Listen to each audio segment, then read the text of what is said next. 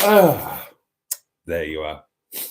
Well, oh well, let's start properly, shall we? Greetings, honourable community, and hello, darlings, and the warmest of welcome. F-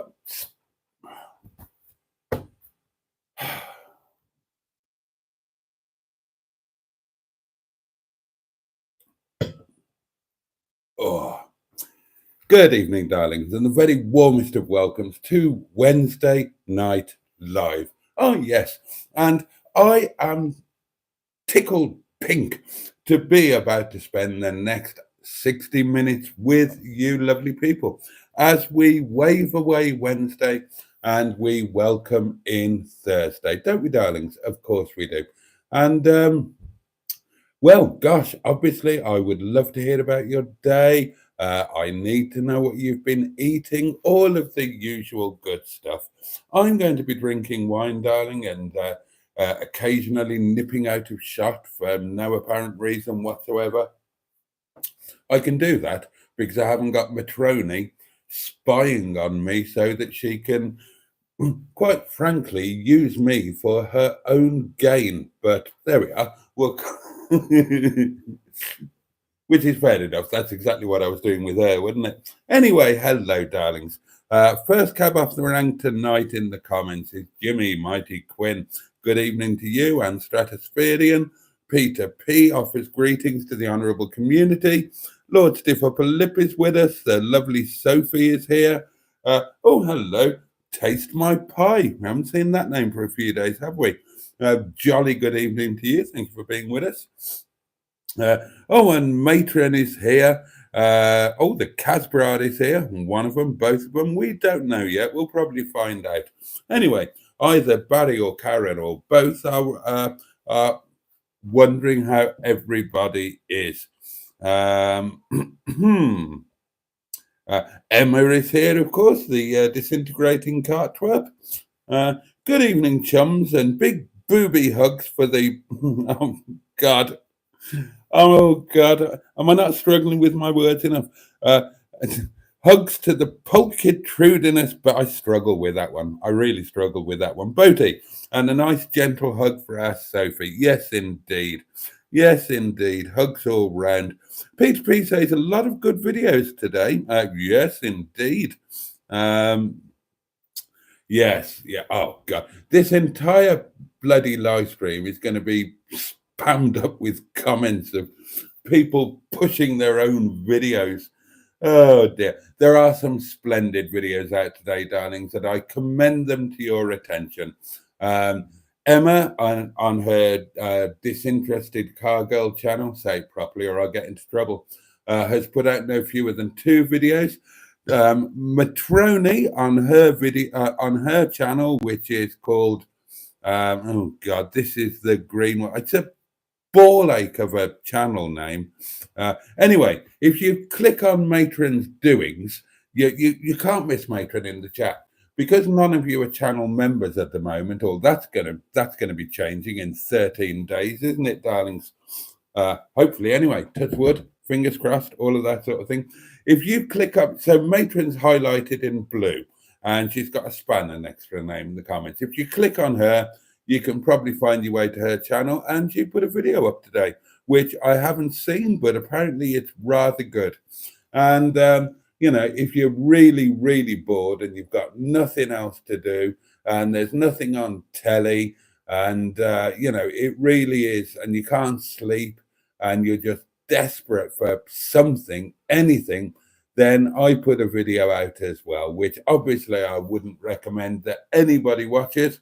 But there you go. It's there. Think of it as community service, watching my videos. Oh, dear. Oh, Matron says, you know, I quite like being called Matroni, as it makes me sound Italian and interesting rather than stuffy and starched. Oh, well, there you are, you see. Stratospherian is telling Matroni that she did a jolly good job editing, and it brought smiles and laughs. heard old videos, so that's rather splendid. I didn't know, says Peter P, that Rod Hull is bedded under the caravan of creams. There is no proof, Peter P. There is no proof. I may have been questioned by certain authorities, but no charges have been brought. Sorry. Cheers, darlings. Your very good health. Uh, and of course, says Emma, Boaty's video of today with a magnificent thumbnail that features poor old Bonzo. Yeah. The thumbnail does feature Bonzo the dog, and I managed to capture the exact look on his face when Captain Mustard mentioned the podgering harness. Yeah, it's a look of fear and trauma of memories past, if you ask me. But hey, that's between Bonzo and Mustard. It's not for us to pry.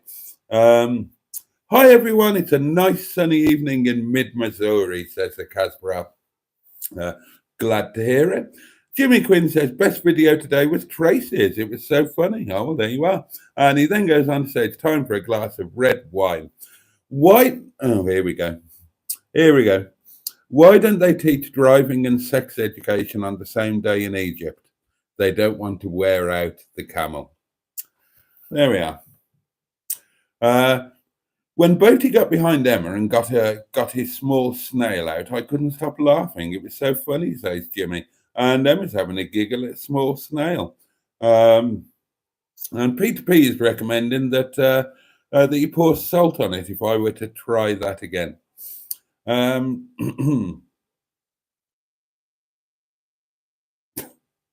Dear, oh dear.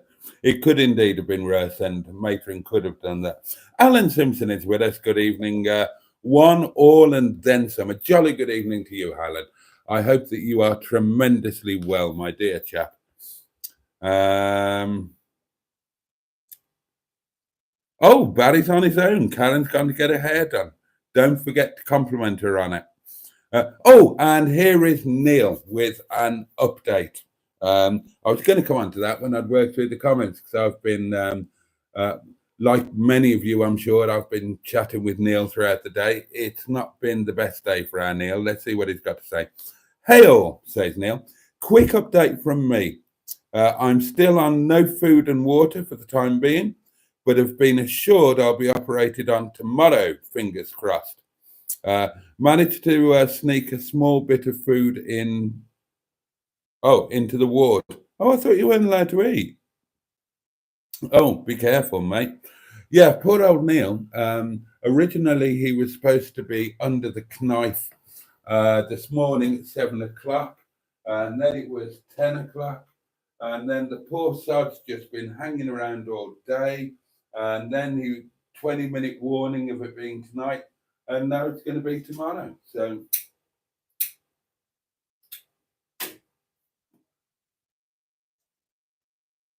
the poor sod, he's probably in some discomfort. No doubt he's absolutely starving and thirsty, because he's been nil by mouth for God knows how long. It's awful, and he's probably slightly nervous. Who wouldn't be? And probably bored out of his brain.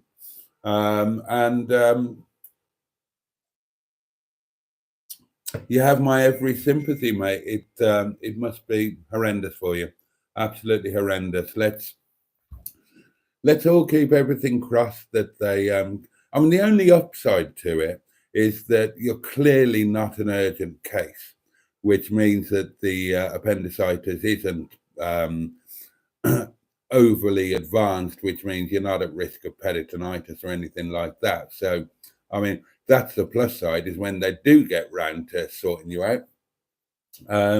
It'll be nice and straightforward, and all you'll have to do is rest for a little while, rest and recuperate, and you'll be grand. You'll be free to live the rest of your life eating Momo and KFC and visiting Barmouth and spending weeks on Greek islands or Spanish islands, or it was Spanish islands, wasn't it?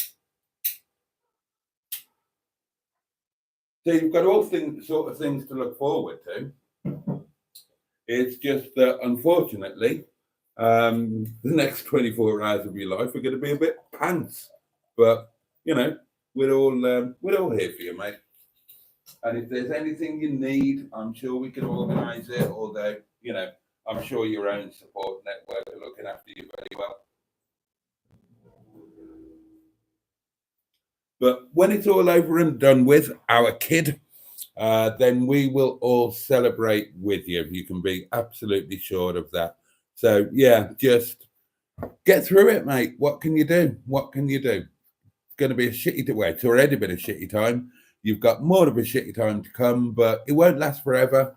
And once it's done, and it'll soon be forgotten about. And just concentrate on live in the future. Concentrate on the things that you're really going to extra enjoy when this bloody operation is over and done with, and that useless appendix of yours has been slung into the old bin. So think about 5 or 10 things that you're going to do, and you're really going to look forward to them. Maybe you're going to plan them, like my meticulously planned breakfast. Maybe you could meticulously plan a meal, a day out, a few days away. Find a few things to meticulously plan in your mind and remind yourself of how much extra pleasure you're going to get from them. Remember how you're feeling now. And then when you do these wonderful things, then remind yourself to take extra pleasure from them. And they don't even have to be big things. Even if it's something as small as having a lovely poo on your own lavatory, remind yourself of being forced to use hospital facilities. Not that you're probably having a poo because you haven't eaten anything, you've probably got nothing to poo out. But you know what I mean? Just concentrate on how you're going to take massive pleasures in everything. And the next time something mildly shitty happens to you, remind yourself that you're not going to get all stressed up over it because things could be worse. Not that you do that anyway. You're rather good at when shit happens, like when your car, the name of which I can't remember now, the 1.8 turbo, what was it called? Oh God, I should bloody remember, shouldn't I? And I've got a mental block on the name. But when that blew up, you were very sanguine about it. So, like I say, you're gonna have a shit time. Concentrate on pleasures ahead and really get the most out of them. Chaz Brown is here, says evening boat and all. People are wishing Neil good luck.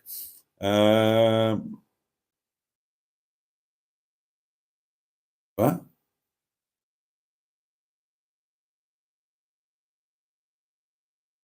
I can't read that out, Barry.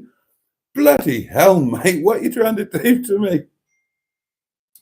Oh, more good luck being wished for Neil. Oh, we all wish you all the luck and all the love in the world, mate. You know that. And to Soph, of course, who's having to just, it's kind of, obviously it's mostly it's just shit for Neil, but it won't be great for Sophie either. She'll be stuck at home, not able to help, not able to control anything, and just with worry on her mind. But it's a small period of time. Yeah, it's shitty. Yeah, you're going to be worried and whatnot. But hey ho. As Emma quite rightly says, this too shall pass. Aye. Oh, Skix here. What's your opinion on age difference, Boaty? Reading today about Eamon Holmes and his new stunning 42-year-old girlfriend. Good luck to him. Well, what's my opinion on age difference in relationships? Presumably, we're talking about. Oh gosh. Well, I think it can be problematical, or it can work, I suppose. I mean, I don't have, there are times when it is fairly obviously inappropriate, you know? Um, I mean, if you've got a barely legal 16-year-old and they're with somebody who's like over 30 or God, well, or even over 20, I suppose, then you're going to look at that a bit askance, aren't you? And you're going to think that that's probably a bit inappropriate. And then when you've got somebody who's like 80 years old and they've got a 40 or 50-year-old partner, equally, you're going to think there's something inappropriate there. Now, when it was the younger age thing, then you're going to think somebody's preying on somebody young and impressionable. When it's the older age thing, you're going to think that somebody's preying on somebody who's elderly, vulnerable, and has probably got a few quid. Other than that, and within reason, each to their own. It can be problematical, or it can be absolutely fine, I suppose.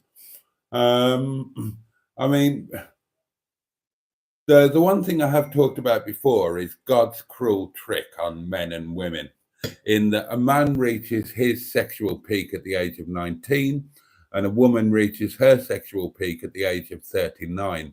So if you've got, if you've got like a 50-year-old man and a 39-year-old woman, which you would probably say is a perfectly reasonable age difference, I don't think too many eyebrows would be raised at that. In terms of, social or morally looking at it, you wouldn't see a problem.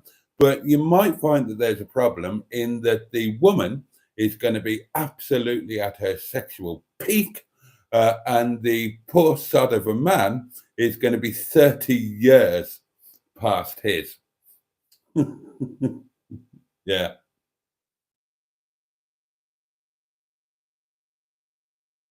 But then, it's all individual cases, isn't it? And equally, it's not all about the pottering. Of course, it isn't.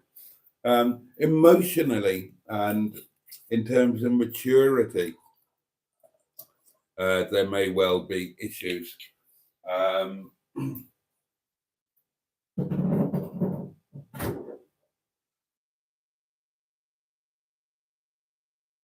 If you're a 40-year-old, are you really likely to have much in common with in terms of hobbies, likes, preferences, life experience, etc., with somebody who's 24 or 25? Possibly not. And then all sorts of other factors come into play as well. So that's a long answer to a short question, really. Sometimes age gaps can appear to be inappropriate, and sometimes they can be individually problematic, but it depends on each individual case. I've got no idea how old Eamon Holmes is. You said he's got a new 42-year-old, is that right? 42-year-old girlfriend. Yeah, I don't know how old he is. There's only one thing I know about Eamon Holmes, darlings, and that is I did a television program with him sometime in when would it have been? Somewhere in the 2005 to 2010s, when I was doing quite a bit of UK telly, and I did some television thing with him, and I really didn't like him. Not, I didn't want to fuck him up like Mansell or Noel Tidybeard. I just didn't like him very much.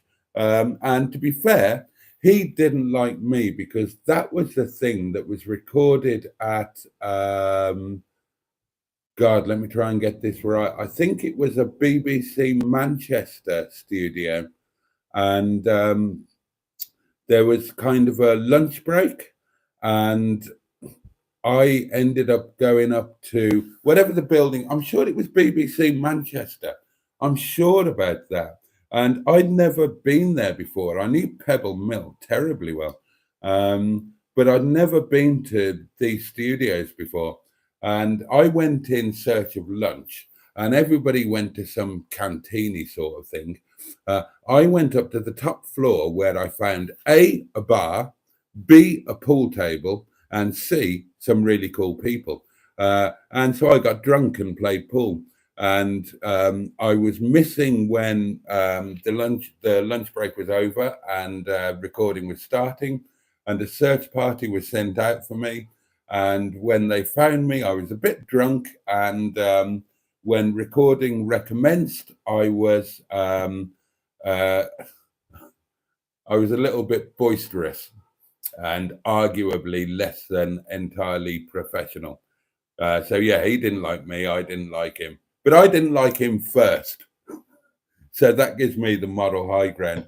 But as to him shagging a 42-year-old, I mean, yeah, best of British luck to him. Um, quite honestly, sometimes you have to walk a mile in another man's shoes. And if I was 70, well, never mind being 72 years old, right? I am 50. How old am I? I think I'm 53. I'm 53 years old. I'm completely past it. I've got nothing to offer anybody in any way, shape, or form. So obviously, I am very single indeed. I also sometimes smell like cabbages that have been boiled for a little bit too long. However, let's assume that, well, let's think happy thoughts. Let's say my YouTube channel took off like wildfire, and I became insanely rich beyond my wildest dreams. Or even better than that, I had as much money as Sean. Let's say that happened. Then, if some young, lovely, possibly a young Chinese or, something, a young, exotic, lovely in her early 30s came along and starting trying to pay court to old Boaty, then would I think, yeah, well, she's only going to be after me for my money? Then, yeah, I absolutely would. Would that stop me? Hell no. I would think, thank God for the money. I've got this amazing, beautiful girlfriend. Fill your boots, Boaty. That sort of thing. So, yeah, good luck to them all, unless it's clearly inappropriate, I would go with. I enjoyed answering that one. Ah. Oh, Andrew Buttigieg is here. Ivor Spotter Butty, of course. Hi, everyone. And I echo Emma when she says, hope you're doing as well as possible. I think we all do. I think we all do. Emma says, I'm surprised Matron didn't mute the audio on her latest video because she prefers to put out silent content. Yeah, I was very surprised by that too. Matron was planning to make content on our road trips on Monday and Tuesday, but she refused to film unless Emma and I were completely silent. And we didn't manage to be completely silent. So, yeah, so Matron didn't get any content, I'm afraid. Ping, ping, ping. Blimey. Blimey. It's all going on in the WhatsApp chat, darlings. Oh, that's what I was thinking last night. That's what I was thinking last night. Let me know your thoughts on this, right? We've got a WhatsApp community chat, which is great. Many people love WhatsApp. It's their first port of call. I don't use WhatsApp, or I try not to use WhatsApp, for the simple thing that it's only available on your phone. It's not available on your iPad. And my hands are too big to type on a phone screen, right? I'm not a young person. I'm an old person. I can't do the holdy phony, twiddly twiddly something. I can't do that. I'm used to typing on a keyboard. All of my typing has been done. Well, I learned to type as a boy when I was about 9 years old. And I got the best Christmas present I've ever had from my Uncle Roger and Auntie Brenda. Helen, if you're watching this, that's your parents, in case you'd forgotten. And they gave me a typewriter and a box full of stationery equipment, which might sound like an odd present for an 8 or 9 year old child, but my God, I loved it. And I immediately created a magazine which I used to sell to family and friends and school and whatnot. So I learned to type on a typewriter, if anybody can remember what that was. It's what we used to have before word processors, darlings. And then I typed on a computer keyboard. I'm not an expert typist. I'm not a speed typist, but I'm all right, you know. But the point is, I type properly. That's what I'm used to. Um, so I can't be using WhatsApp. I like Messenger or anything that I can use on my iPad, where I've at least got a chance of tiddly typing properly, darlings. So what I was thinking was, we've got our Mary Huff management chat. We've got our community WhatsApp chat. What about, could we have, should we have, dare I venture to say, for people like me, what don't like WhatsApp, or maybe people who don't even have WhatsApp, who do everything on a computer rather than on a portable electric device. Shall I set up a community messenger chat so that when we have a live stream, there's somewhere for us or everybody to chat in between the live streams? Just another thing. I was thinking about that, and I was thinking I would like to have that. Um, I think it was after the live stream last night when I thought, oh, there's people going through it. And I set up WhatsApp because not everybody has Facebook or Facebook Messenger, but equally, not everybody's got WhatsApp. So I think that we should have the two. We should have community chat on WhatsApp and the community messenger chat so that people can, choose between the two or use both or whatever. But I would like the community messenger thing because at least then I could use it. I look at the WhatsApp thing, but I don't often reply or post anything myself simply because I can't use the app. The messenger thing I would definitely use. So let me know. Shall I set one up? And if you would like me to set one up, then say so.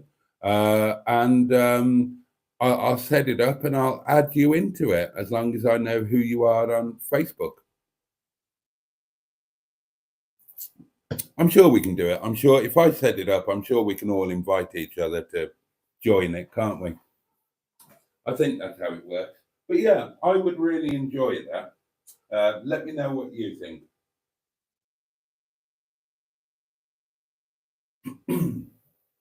Oh, that wine's going down very nicely indeed. Now, where did I get to? Oh, Andrew is okay considering. Yeah, that's probably as good as we can hope for at the moment. Oh, excuse me. Sophie's back and can't sleep, bless her. And get some hugs from Matron. And have a hug from me as well, Soph, bless you. Trisha is here, the lovely Trisha, possibly with Paul, and says good evening to me and everybody else, and wishes Neil the best of luck for tomorrow, as do we all. Soph's on the sofa, can't sleep without Neil in the bed, so she's sleeping on the old sofa. Won't do you any harm, darling. We've all done that. For goodness sake, says Steve Cole. He didn't actually say that, but I'm sure you can use your imagination. Good evening. Good evening, sir. It's Mr. Stephen Parry. How are you? Not too bad, thank you. Sorry, sir, I'm a bit late entering the chat, but what's the latest on Neil? Right, the poor bastard has been nil by mouth all day. They've been postponing the op, presumably because more urgent cases have come in, and now it's not going to be until tomorrow. At least he's in the right place anyway, if he needs to be rushed in or anything. Well, yeah, that's he must be keeping an eye on him. Yeah, well, of course they will be. I know it's still annoying, but at least they're keeping an eye on him. Yeah. And it's only. How is Sophie? Not great. Has she managed to keep in contact with it, Yeah. Oh, yeah. It's a shit time for both of them. Let's be honest, but because you could tell last night when she rang in, she was nearly crying. Mm, yeah, yeah. It's most of us have been through shit times like this. It's horrible. It's horrendous. But it'll pass, and there you go. Like you say, he's in the right place. The fact that they're not prioritizing him shows that it's not an urgent case. The appendix isn't too far gone in the wrong direction. So they'll wheel him in at some point, cut part of him out, turf him out when he's ready, and he can get himself a nice KFC. Yep, that's what you look forward to. Yeah. Has she been to see him anyway today? I'm not absolutely sure. Hopefully she'll ring in, let us all know. Oh, she's been keeping in contact with. And how did she get on with the job interview? The latest one she had. Still waiting to hear. The last we heard. Oh, hopefully she gets it. Fingers crossed. If not, it'll be another bit of experience, won't it? We've not been sarcastic. She's got more things on her mind at the moment, hasn't she? At the moment, yeah. Obviously, yeah. But it'll be grand. Has Neil got any children? Sorry? Has Neil got any children from past relationships or anything? No. Okay. Send me love anyway to Sophie if she's online. She's on. She'll be hearing you. And I was watching the one from the yard. It was quite funny. Oh, right. Glad you enjoyed it. Yeah, that was another brilliant one. Thank you. The breakfast looked really nice. I noticed on her Facebook. Oh, right. Yeah. It was all right. The way you said, I thought it wasn't much copper. Look at it. It looked really nice. I'm hypercritical of myself. Considering I didn't think I was going to be able to do it at all, and I was absolutely knackered and still half asleep. It was okay. I'll do better next time, though. I was laughing about the shippies in the car when you were all singing it. Oh God, yeah, that was. Yeah, all the poor people walking past. He must have been laughing their socks off. They must have been wondering what the bloody hell was going on. But the lunch video will be coming out on when's the lunch video coming out? Thursday, and that's going to be the one to watch. How was your day been? Oh, fine, unremarkable. I've done sod all really. Potted about the cottage, started to catch up on things, catching up on real life admin stuff. You haven't stopped the last few days, have you? No, no, I really haven't. You visited yesterday, isn't it?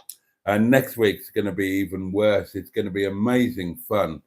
But I tell you what, by the time Thursday night comes around next week, I'm going to be absolutely screwed. But I don't care. It's going to be amazing. It's like It's like being shagged by a Chinese madam. You know you're going to be left like a dried out chamois leather at the end of it, but you'll enjoy it at the time. That's what you want, isn't it? Well, for a while, yeah. Anyway, I went to Costco for my food today. Got a chicken, and I had that for tonight's dinner with chips, peas, and the famous ketchup. I knew that was coming. Do you never fancy a nice au poivre sauce with your steak, or a nice chicken jus with your chicken and chips? Ring the changes a bit. No, if it was a Sunday, I'd have what's the name with it? Gravy. Your potatoes. You didn't the other bloody Sunday. I know, I couldn't be bothered that day. Fair enough. Whatever floats your boat. This week I might have a roast good. I might stop at the Caravan on Sunday. Oh, nice. Or I might come home, so I don't know yet. Okay, buddy. Well, if you do a roast and there's no ketchup, I'd like to see a picture. Okie dokie. Anyway, sir, you are a wanker. Thank you doing these lives for us every night. Not a problem, and we look forward to Emma doing hair one tomorrow with you. Lovely to hear from you as always. All right, good night, sir. Bye-bye. Take care. Bye-bye. Bye-bye. The lovely Mr. Parry. Where was I? I was with Steve Culg, wasn't I? For goodness sake, he said, not quite in those words.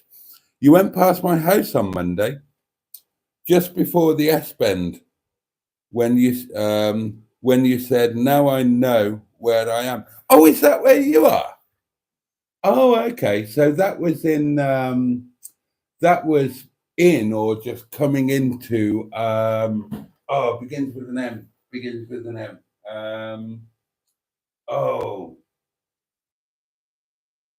I can't remember.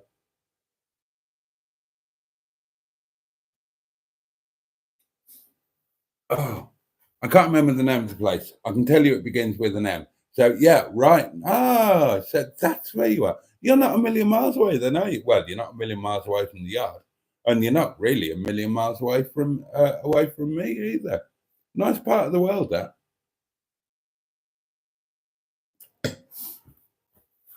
Oh, that's nice. I've got a sense now of where one of us is. Hello. Hello, Boaty. Oh, it's Soph. Hello, darling. Hello, how are you? Better than you. I imagine you're having an absolutely awful time. Yeah. There you go. Oh, bless you. Bless you and bless Neil. I haven't got the job for the post office as well. I thought I'd let you. I thought I told you. I must have forgot. Oh, I might have forgotten. You never know. But bad luck on that. But the right thing will come along for you at some point. Yeah, I'm not upset about that, but it's a hard time at the minute, and Of course it is.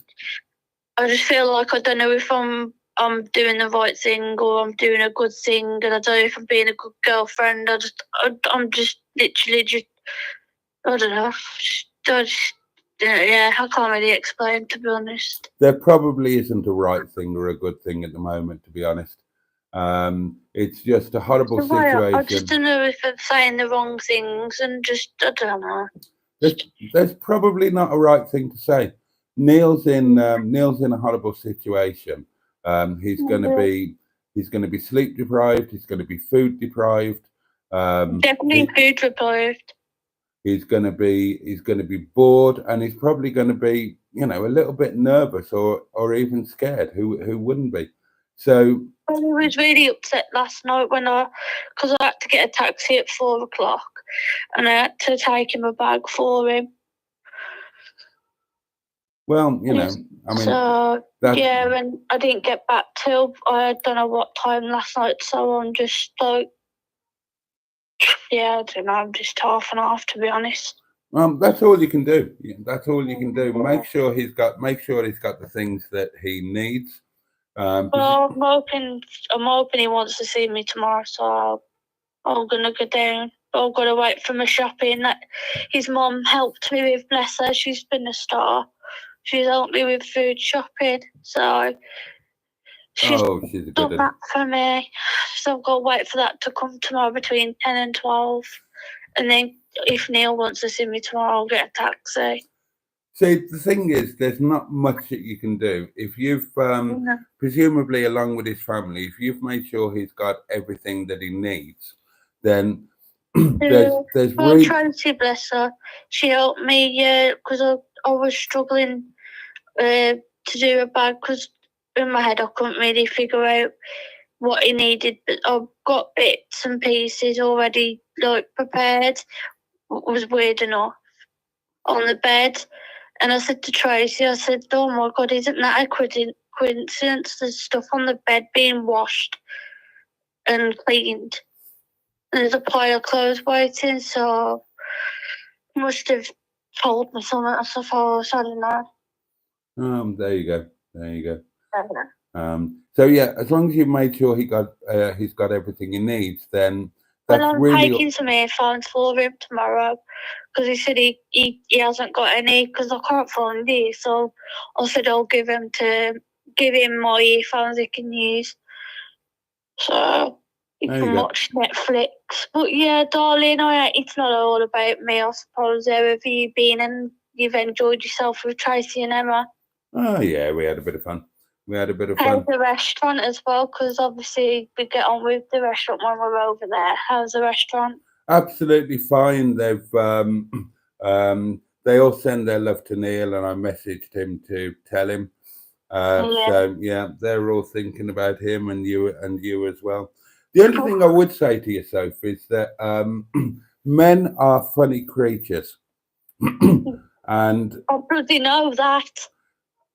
and sometimes, and sometimes, I know that for sure. yeah. So sometimes, when we are at our most weak and vulnerable, sometimes we don't want the people that we feel that we should be protecting. We don't want them to see us like that. Does that The make sense? thing is, Does though, that but make sense to I you? I understand that, but like, it's how can I example it? Men should realise that women or their wife or partner, they worry because it's not because they're all, over the top kind of thing. It's because obviously they care and they wanna make sure you're definitely safe. Yeah. Because there's probably multiple things that are going on through their heads. Like mine, Yeah, but listen, love. I'm Listen, getting love. upset because Well, I'm listen, just worried about Neil not getting I know. through the thing Listen to me. tomorrow. Listen to me a little while, okay? Men should do a lot of things. We don't do it because we're stupid, and our minds work in different ways. And sometimes, when things are, then we don't. That's kind of not what we need. You know, we don't want to be we don't want to be seen when we are perceiving ourselves to be weak or vulnerable, or then maybe we're just a bit selfish and we need the time to just be concerning ourselves about ourselves and not worrying about how somebody else feels about their concern for us. You know what I mean? Yeah. So Yeah. don't sweat it. This isn't a real life circumstance. This is an emergency, unwelcome thing. It's come out of the blue. You've got no experience or little experience in dealing with this. The same is true for the same is true for Neil. Emotions will be all over the place, so no normal rules apply. So don't think about what you should do or what he should do or how things should be. That's not the way life works. Just go with it, get through it however you both can, and afterwards, when things are getting back to normal, then you can regroup. But for the time being, all bets are off. Okay? And if you need to fall apart and be upset and be concerned and be worried, which of course you're going to be, then you've got all of us to do that with. All right? So do it with us. Yeah. Yeah? But I don't think really Neil understands how shit it is for me at the minute being on my own. Yeah, Neil is about to go in for an operation. Neil is in pain. He's not going to be thinking about your well-being is possibly not going to be top of his mind at the moment. No. That's why you need to turn to yourself and your own support structure. Neil will be dealing with this himself, and he will have his own support structure. And that's why I say, if you need to fall apart, then that's completely understandable. But you put that on your support structure. Don't put it on Neil. He's got enough to deal with. Yeah. Yeah. You've got loads of friends who love you to bits, and they're there at the end of a message or on the end of a phone. Okay. I don't want to put the life down. I'll let you go. You're right, darling. Just speak to Trace, speak to Emma. They know exactly what you're going through, and you're not wrong in feeling what you're feeling. I promise you, you are not wrong. It's just that when you get a little bit of life experience behind you, you understand how these things go. So you're not wrong. You're entitled to feel the way that you do. You're not doing anything wrong. You're not feeling anything wrong. It's going to be a shitty 24 hours or however long it is. Feels like it's going to be a couple of days because obviously he said he was meant to be in today. And bless him, he's been waiting all day. And then, thank God, 9 o'clock, they said that they weren't going to do it until probably tomorrow or the next day. Right. It's just stupid. The NHS need to be more on it, if you get what I mean. But it's one of them. Well, they're not gonna put his life at risk. He's clearly a lower priority, and I'm sure you would agree that if if somebody comes in where it with Neil, it needs to be done. It's obviously not that urgent, or they would have prioritized him.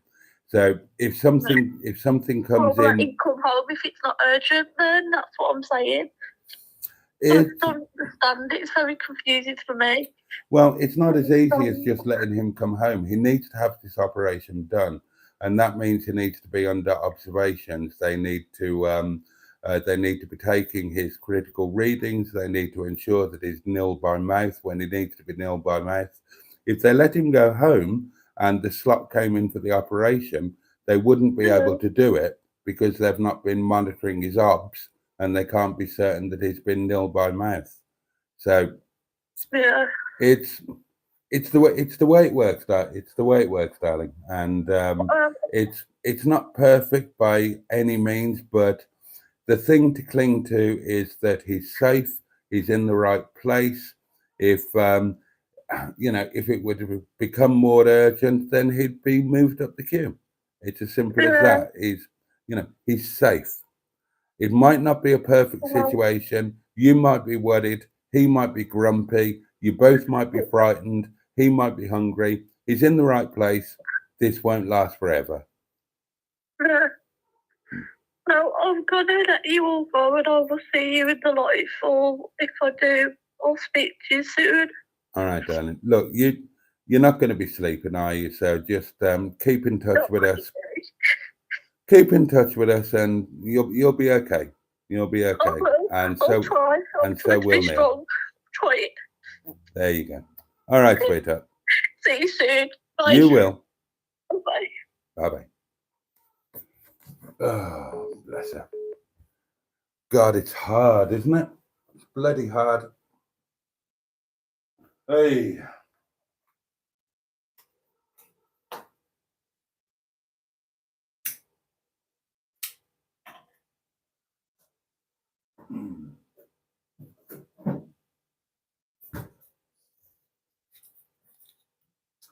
I can guarantee you that at the very least, Matron and Emma will be on the case with Soph. They already have been, both of them, and possibly others too. So difficult situation. Like I say, there are no rights. There are no wrongs. It's just a horrible situation. You get through it.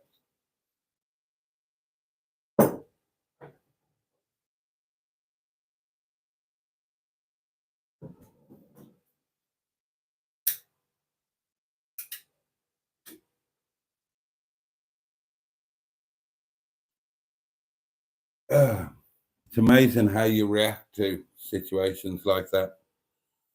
And, hopefully, well, in fact, I'm certain that, looking back in a couple of weeks or a couple of months or whenever, this is going to be a minor thing. But there are occasions like this where emotions fly all over the place. And in my experience, at least, it is kind of all rules are out of the window.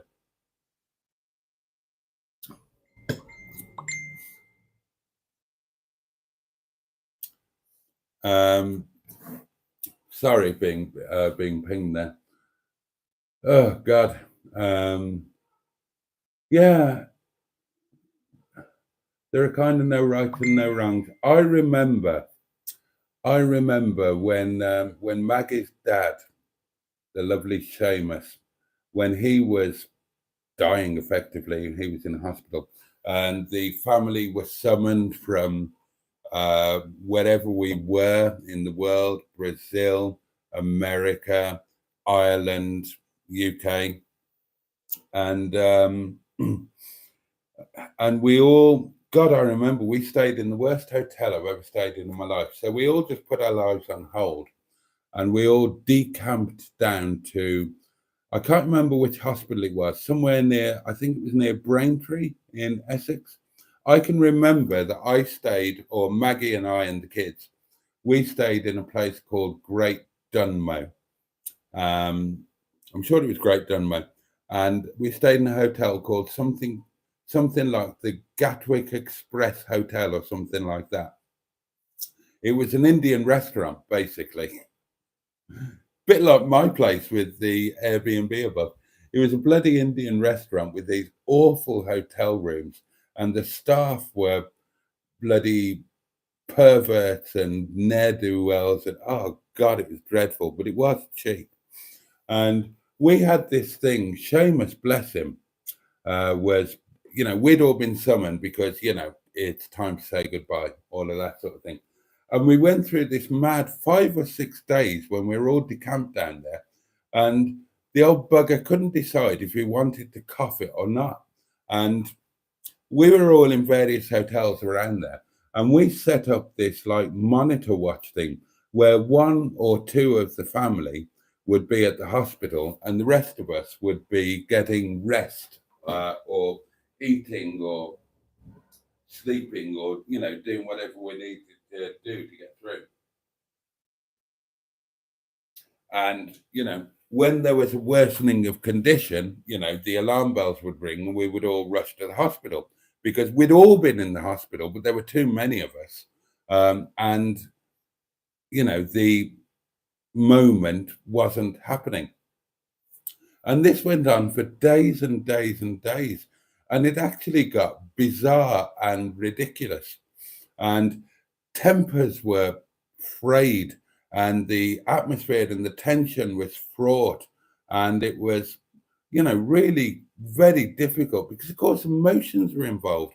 This is a father, a grandfather, a brother, an uncle, a great uncle, etc., etc., etc. A husband, of course, because the lovely Olive, his wife, was there,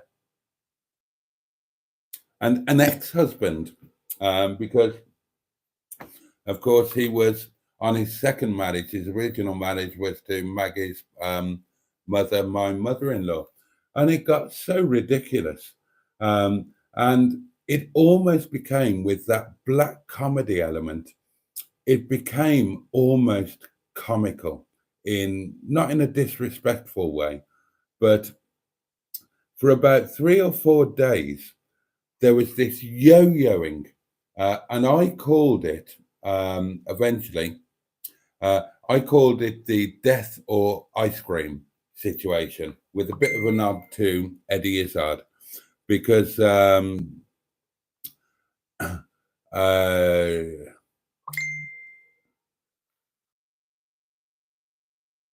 sorry, I'm getting pings left, right, and centre here. It's put me off a bit. I was getting, what was I talking about? Oh, yeah. So one moment we're getting a call either from the hospital staff or the family at the hospital to say, right, you need to come to the hospital now. So we all zoomed in cars from whichever hotel we were in to the hospital. And we all went in very solemnly to say our goodbyes and to Catholic family, of course, and to do all of that. And then we'd be there for an hour, and then the bugger would be sitting up in bed demanding ice cream. Literally, it's all he wanted. For the last 7 days of his life, he survived on ice cream. And it was bizarre. We were all rushing there en masse, having been camped up in a hotel, living on Christ knows what food for 3 or 4 days, with our jobs and our lives and our schools and everything on hold. And in there, very solemnly, tears streaming down our faces, to say goodbye to such a loved one. And then an hour and a half later, he's sitting up eating ice cream and said, why are you all here? Is there any more ice cream? And this went on for days. It was, oh God, it was absolutely bizarre. And the moment that I really remember was when we had one of the death or ice cream moments. It was about 3 days before the actual end. I remember standing in this ward, and we were all, the whole family were there, and we're in like the vestibule to the ward, that sort of thing. And we're all just out of our minds. We're upset. We're frustrated. We're tired. We're worried about him. We're worried about our lives. We're worried about everything that we've put on hold. We're all falling out with each other and all of that. And I can just remember standing in this vestibule, and we were all bickering amongst ourselves and all of that, and everybody was falling out. And there was one of those pictures that they put in some hospitals with all of the staff of the ward, from the matron to the sisters to the nurses to the NAs to the whatever they called, the cleaning staff then, I can't remember what they were called. Everybody. There was a picture there and a name. And I just did one of my stupid things. And I kind of drew everybody's attention to the picture. And I said, I wonder what crimes each of these people have secretly committed. And we ended up all going through every single picture and deciding on which crime each person had secretly committed. It was just a total change of focus, change of everything. And I mean, it's a stupid thing, but we all ended up laughing. And then we all had a good cry together, and we all had a big old hug and kind of got our shit together and realized that, realized the way things were. And the next 3 days until, the final death or ice cream experience finished, and it ended with the death rather than the ice cream, although he had ice cream shortly before. We dealt with it, and we dealt with it okay. But that's a very long-winded way of just saying that when situations like this occur, everything's up in the air and normal rules don't apply. And all the love in the world to all the people that need it. Time has marched on, darlings. I'd better get back to the comments. Neil is going to need a lot of Momo when he gets home, says Peter P.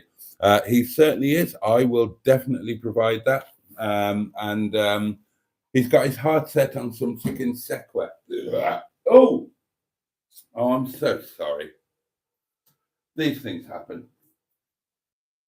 I gave him chicken sequa when he came to the restaurant the last time. And quite rightly, he thought it was one of the most amazing things he's ever eaten, which it would have been. Because sequa is fantastic. So, yeah, treats will be arranged for Neil when he eventually gets part of himself cut out. God help us. He's not even getting any ice cream, is he? Poor sod. Oh dear, oh dear, oh dear.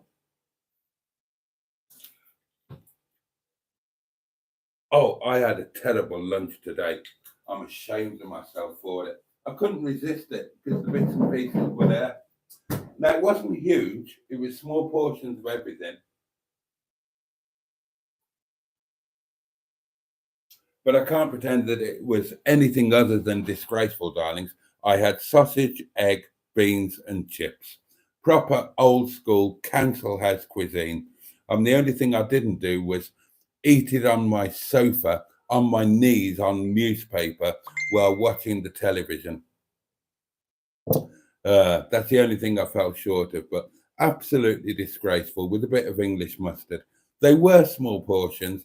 I so enjoyed it, but that's it. I'm going to be good now, at least until next Monday, because I am going on a weight loss kick, darlings. I am far too fat. I look disgusting, and I need to do something about that. And guess what? Nobody else can do it for me. And the reason I'm fat, darlings, You could say that I happen to know, because I was a professional athlete, I happen to know that I'm endomorphic, if you understand what that means, rather than being ectomorphic. It means I've got a preponderance of white fat cells over brown fat cells. It means that basically I will put weight on more easily than other people will. In other words, I could eat the same diet as somebody else. They would be thin and I would be fat. But hey, that's just the hand that God sent me. So no put fucking hell. So no point pretending otherwise. So it means that if I want to lose weight, I've got to eat less than other people would have to eat. But there you go. That's down to me. I don't want to be as fat as I am anymore, so I'm going to eat less food. So there we are.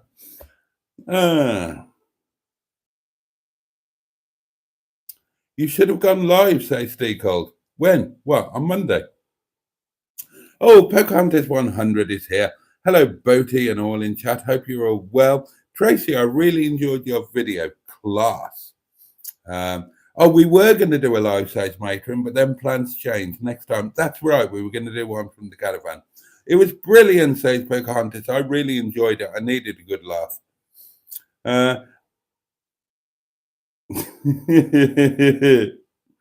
Yeah. Alan says, at least Neil should have plenty of videos to watch with all the new content. He may end up with a Barry Shipley song stuck in his head, though. Tis a banger, though, to be fair. Diddly-doo, diddly-doo.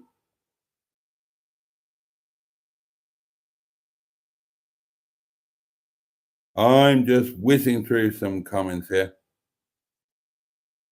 Oh, Neil has just had a chin wag with the head honcho on the ward, and apparently he's first in at 7 a.m. Right, we'll get you a KFC book, Neil. Don't you worry about that. I did suggest to Neil that that he asked them very kindly, maybe even offered a small bribe, 50 quid or something, to see if they could do a little, while he was, under the old anaesthetic, whether they could do a skin graft and cover up his burnt todger with a bit of skin off his left or right buttock. But yeah, maybe he won't have time to do that. Oh, everybody's shouting at Neil. Oh dear.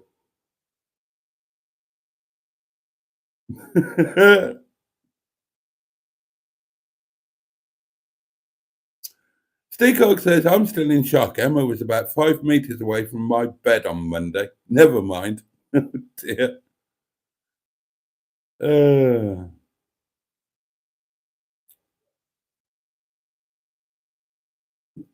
Oh, interesting.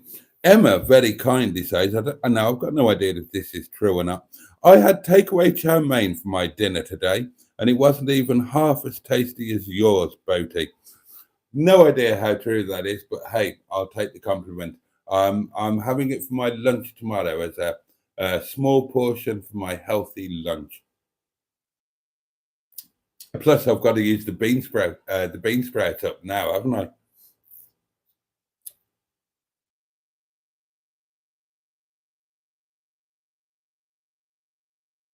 Sorry, what time is it? Oh gosh.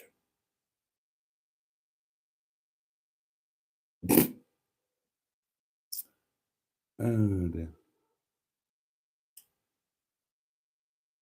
Alan says you have a fleet of modern classic rovers and a landy. You're already rich beyond your wildest dreams. I agree. Bloody matron's banging on about her channel again. God almighty. Oh dear, oh dear, oh dear. Oh, Damien very much loved the video to Slanted Note. That's very kind. I'm really glad you enjoyed that. Thank you. And Woof is here and says hello, everyone.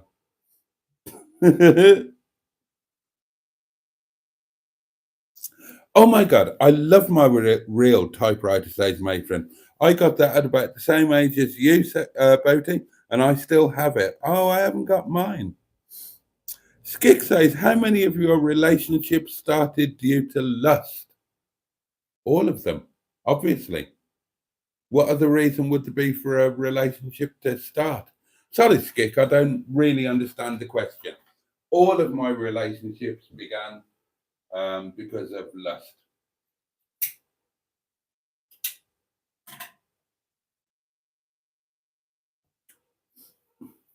Well, in fact, all of my encounters with the opposite number began because of lust. They didn't all lead to relationships necessarily, but the one thing they all had in common was absolutely insatiable lust. I was a very lustful man, darlings. I've still maybe got a bit of lust left in me somewhere.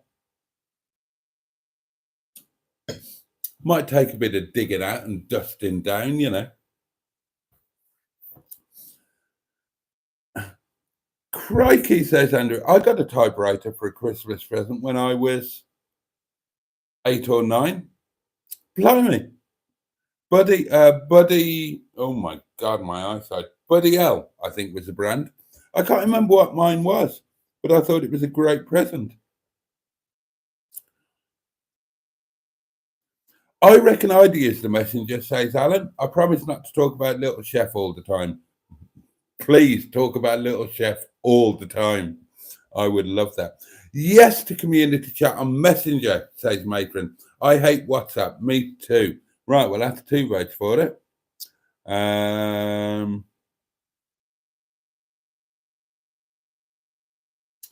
Diddly do. Yakety yak. Forgive me for whizzing through these messages.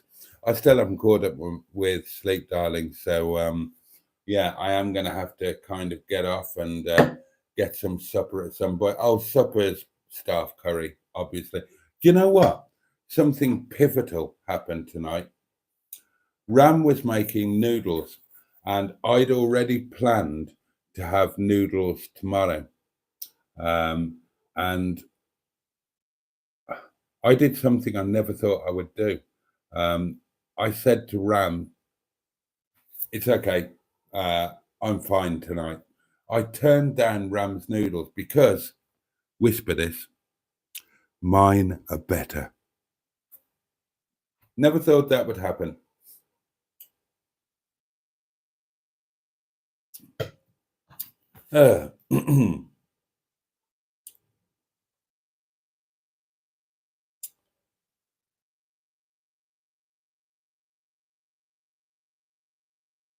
Right, it's probably time to say goodbye, darlings.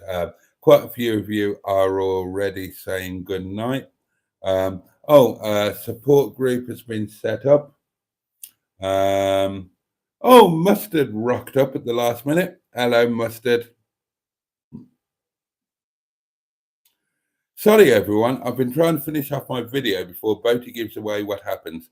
I didn't do it. Did you really think I would? Did you really think I would? You see, and that just goes to show that Mustard never watches my videos. If he'd watched my video today, he would have seen that I didn't give away anything about what happened. The secret mission that the 4 of us undertook remains a total secret. So, yeah, serves you right. You've had to rush because you didn't bother watching my video. If you'd have watched it, you would have seen that I kept your secret. So there you go. Serves you right. Oh, and Emma has also kept his secret and says, I've deliberately not made that video yet. Well, I made my video, but I made sure that I left all of that out. I left valuable content because Mustard couldn't be asked to make his video in a timely fashion.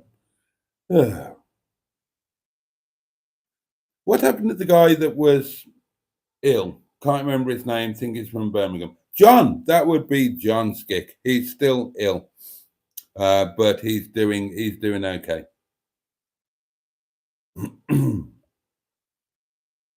Oh, and Holly is rocked up at the 11th hour.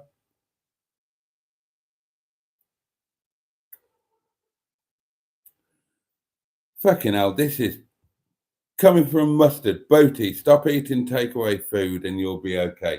Says the man who lives on it. I have it once a week if I go up to the yard. Bloody hell. And he's got a season ticket for the bloody Milkston Road. Anyway, you're fatter than me. Who are you to talk?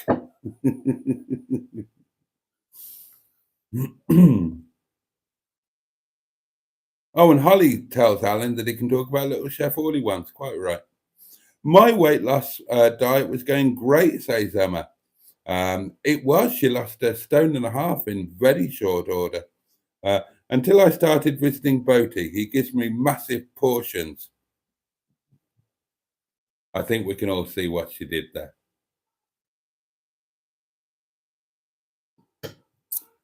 Oh dear. Yeah, my takeaway chow mein did have bean sprout in it. All right, right. Monday night, Tuesday morning. Nepali fusion chow mein when very drunk. Meticulously planned breakfast when very tired and sleep deprived. The chow mein was actually, it was really good. It was genuinely really good. But I forgot the bean sprouts. I forgot to put the bloody bean sprouts in, didn't I? It had everything else. It had the chicken and the pepper, the peppers and the brown onion and the spring onion and all of the other things. And I forgot the bean sprouts. Bean sprouts, if you're making chow mein, bean sprouts should go in at the very last minute so they retain their texture. Don't put them in with all of the other vegetables. They'll just go mushy. No point to them then. And I just forgot to put them in. It was about 5 o'clock in the morning. I was knackered. So, yeah, the noodles will be, again, they'll be better next time, as will the breakfast. Or the breakfast wasn't too bad, to be fair. It wasn't too bad at all, but I could do a lot better.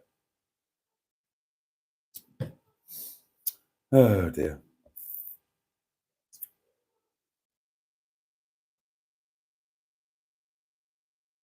I can't read that one out.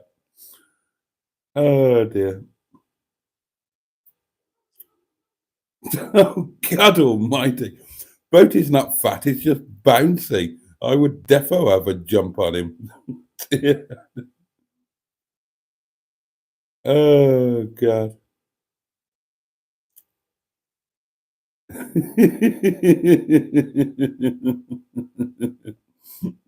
Sorry, some of these are just hilarious.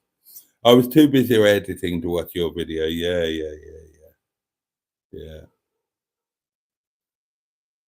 Oh, yeah, Emma does have a great photo of me asleep in my chow mein. Right, darlings. Okay. Like I said earlier, normal rules don't apply, and that during stuff like this, and that applies to live streams too. I'm shattered. I'm going to get off. I'm going to get something to eat. Things will be set up. Emma, I think it was Emma, set up a specific group for Sophie on Messenger. So that's a support group thing, and presumably.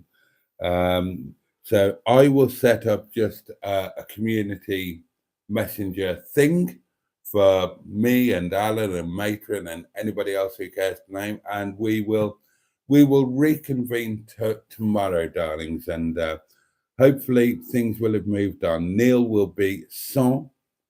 Oh, that's your actual French there. Check me out. Neil will be sans appendix. Sophie will be feeling a lot better.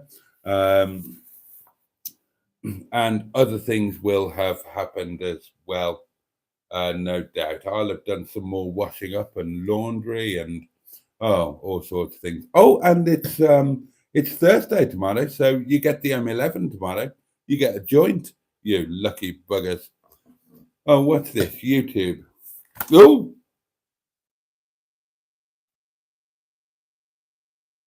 Oh, there we are. A new mustard video. So yeah, I'm I'm just going to cut it there, darlings. We'll be Emma and I will be back tomorrow, and everybody else will also be back in the chat. Sorry if this has all been a bit discombobulated and whatnot. As I say, times like this, normal rules don't apply. So yeah, there we are. So do whatever you need to do to keep your shit together for the next 24 hours, really.